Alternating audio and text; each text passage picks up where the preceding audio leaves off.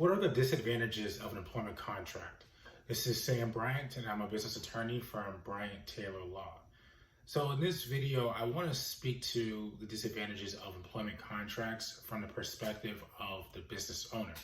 Because we're business lawyers, I like to focus on business topics, and our audience are primarily business owners. So we're going to look at this as disadvantages of employment contracts from the business owner perspective, so the company perspective, forming contracts with their employees.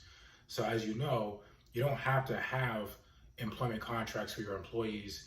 When you don't have that type of agreement with your employees, it's called an at-will employment, which mainly means that you can fire your employees or they can quit for any reason. And as the business, you generally don't have to worry about any repercussions as far as a wrongful termination lawsuit from the employee. I say that generally speaking, of course, there's exceptions for certain things, but for the most part, you just know that you have the peace of mind to know that you can terminate the relationship with the employee for any reason. When you have an employment agreement, that changes things. And that's why there's a little bit of a disadvantage here. When you're a company and you have an employment agreement for an employee, there's typically terms around that agreement. So it can be the length of time that the employee is going to be working for the company, their duties, their responsibilities, but the most important part is going to be the termination. There's going to be language or provisions in that agreement that's going to dictate under what circumstances can the employer terminate the relationship before the contract ends. And here's where the disadvantage kicks in. Depending on how that language is worded, it could be very difficult as the employer to get out of this employment agreement if those provisions, the termination provisions, aren't written strong enough. I've had cases where I've had clients come to us before, they've had maybe, I don't know if they had other attorneys, but they had agreements in place, and they come to us when they had issues with employees because they want us to figure out ways to kind of help the company terminate the employee without exposing themselves to liability. And they often find themselves in bad positions because the conduct of the employee isn't clear enough or isn't enough to warrant a clear separation from the company without exposing the company to liability. Or we're presented with contracts that have hefty clauses or buyout clauses where if there is an early termination, the employee gets a hefty sum of money. So the employer is stuck in a position of having to keep on an employee that they no longer wish to have on board. And they're faced with the constant threat of litigation if they try to either alter the responsibilities of the employee or try to end the relationship in an unofficial way. So the bottom line here with the employment agreements is you have a lot of flexibility in how you draft them. But the most important clause in these employment agreements is these termination clauses. And these termination clauses themselves sometimes make it difficult for employers to terminate the relationship. When you don't have an employee agreement, if you need to terminate a relationship with your employee, you have every legal right to do so.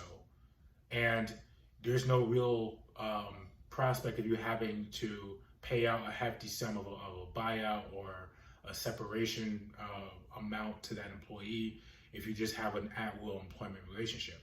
So, it just may leave you wondering why even have an employee employment agreement in the first place if it locks me into an agreement with a person that I may no longer want to work with. And the answer to that is that employment agreements can be powerful tools to keep talent on or protect the business or protect the intellectual property of the business.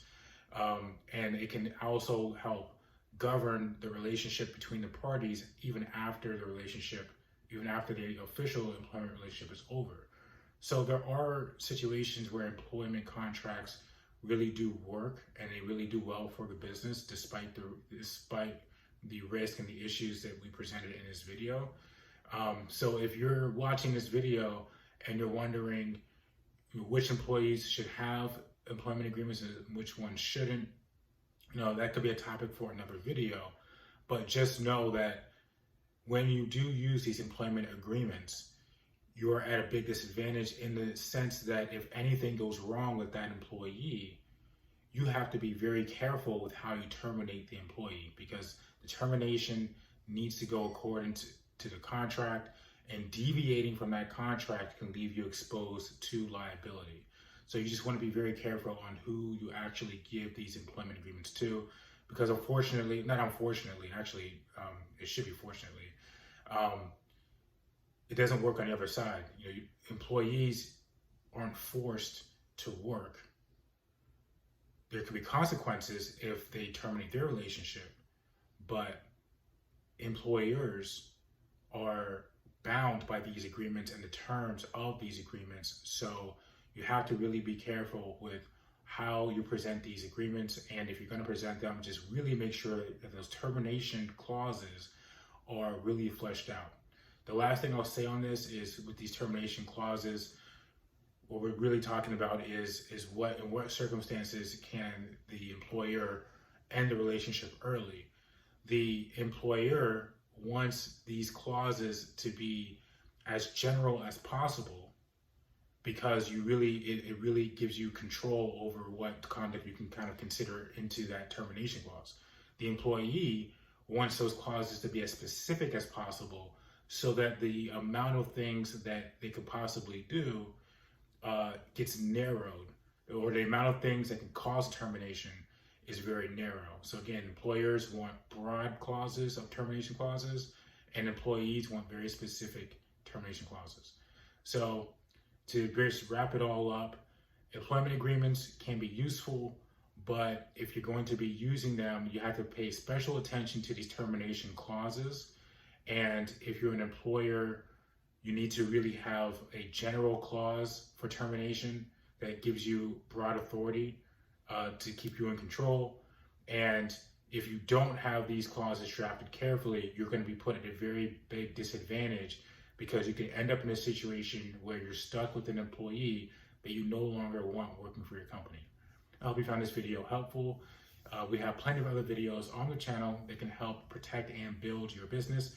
And if you need to speak to a Florida business attorney, our contact info is in the description below.